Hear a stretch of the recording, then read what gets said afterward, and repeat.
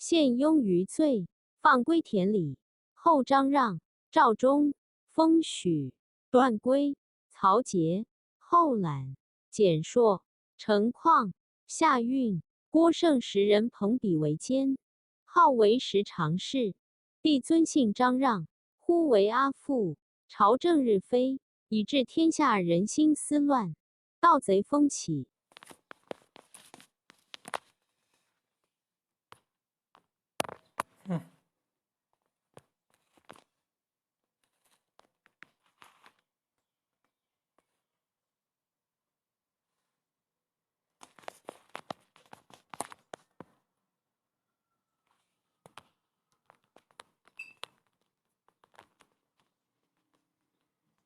风起时，巨鹿郡有兄弟3人，一名张角，一名张宝，一名张良。